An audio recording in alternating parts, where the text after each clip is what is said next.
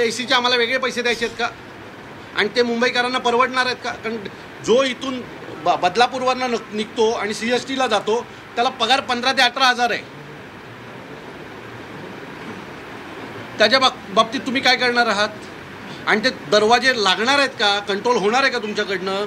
की फक्त एखादी घटना घडल्यावर आम्हाला काहीतरी समाधान द्यावं म्हणून तुम्ही काहीतरी आम्हाला सांगणार आहात?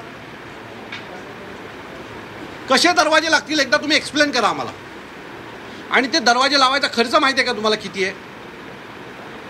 आणि ते शक्य आहे का तुम्हाला?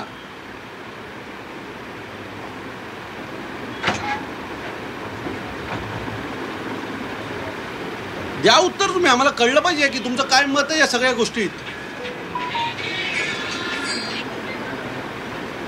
तुम्ही कधी रेल्वे प्रवासी संघटनेला चहा पियाला बोलवलं का की या काय मागण्या आहेत तुमच्या? हे जर झालं असतं ना तरी कालची घटना हे झाली असती. कारण अनेक रेल्वे प्रवासी संघटनेनी याच्या बाबतीत तक्रार केली आहे. तुम्ही काय अडचणी आहेत रेल्वेला प्रवास करताना लोकांच्या काय अडचणी आहेत? आपल्याकडे 10-12 रेल्वे प्रवासी संघटना आहेत. त्यांना कधी बोलवलात का आणि विचारलात का की काय अडचणी आहेत? कशातनं तुम्ही जाता? काय सफर होता? आम्हाला काय करायला हवं? कधी केलं का तुम्ही या गोष्टी? रेल्वेला पैसे जमा करणं याच्या पुढे तुम्ही काही धंदाच नाही ठेवलेला आहे.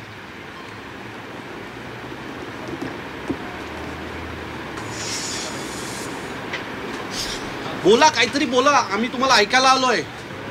हा मोर्चा काढलाय ना तर तुमच्याकडनं काहीतरी ऐकायला मिळेल आणि महाराष्ट्रातल्या आमच्या मुंबईच्या रेल्वेने प्रवास करणाऱ्या लोकांचं काहीतरी भलं होईल हे ऐकायला आलोय. की पुढे काय करणार आहात?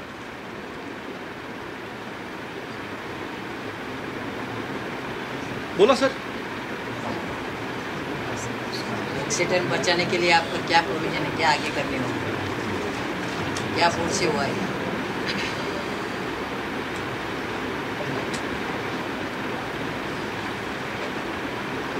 बोल. आगे क्या?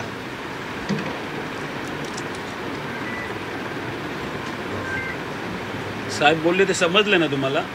नाही मराठी समजत नसेल म्हणून बोलो. आप हिंदीत बोलू. मी तुम्हाला मराठीत कळलं मी काय बोललो ते. आता तुम्ही एक्सप्लेन करा प्लीज की ह्याच्या पुढे रेल्वेमध्ये मी जे काही 5-6 मुद्दे मांडले त्याच्या पुढे होणार काय ते तुम्ही मला एक्सप्लेन करा.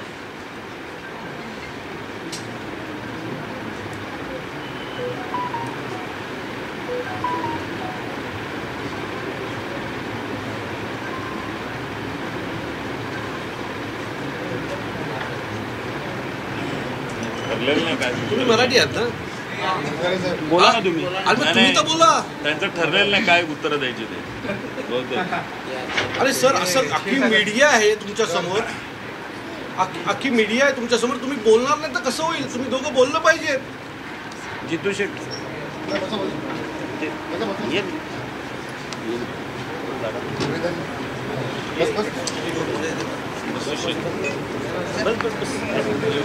सर तुम्ही बोला.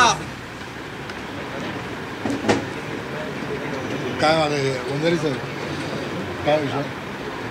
तुम्ही विषय जे दिलेत ना त्याच्यावरती फक्त आपल्या रेल्वेची काय भूमिका आहे ते सांगा. बाकी पुढचं पॉलिसी. अहो जिथून मी एक्सप्लेन केलंय सगळं. त्यांना फक्त उत्तरं द्यायची की काय करणार आहेत पुढे. तुम्ही ते स्टेशनवर प्लॅटफॉर्मवर जे पेपरचे आणि जेवणाचे स्टॉल आहेत त्याच्या बाबतीत काय भूमिका आहे तुमची? बऱ्यापैकी चेंगराचेंगरी त्याने होते, गर्दी त्याच्यामुळे होते. त्याच्या बाबतीत तुमची काय भूमिका आहे?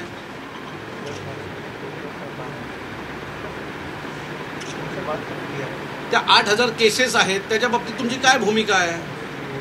प्लॅटफॉर्मची साईज वाढवावी याच्या बाबतीत तुमची काय भूमिका आहे? जरा बोला.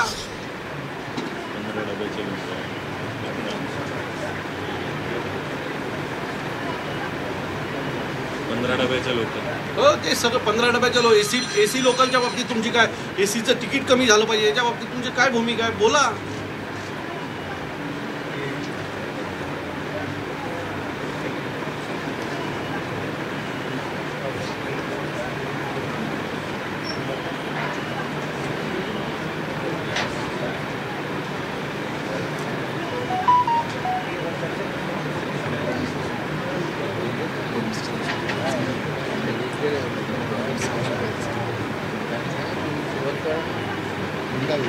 सुरुवात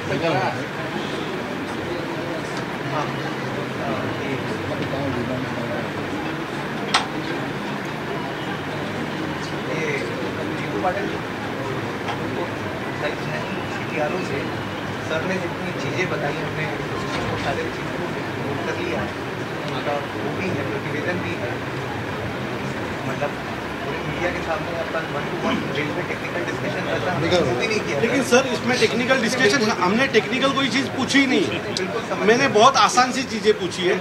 रेलवे प्लेटफॉर्म के बीच में अगर जो स्टॉल्स है उसकी जो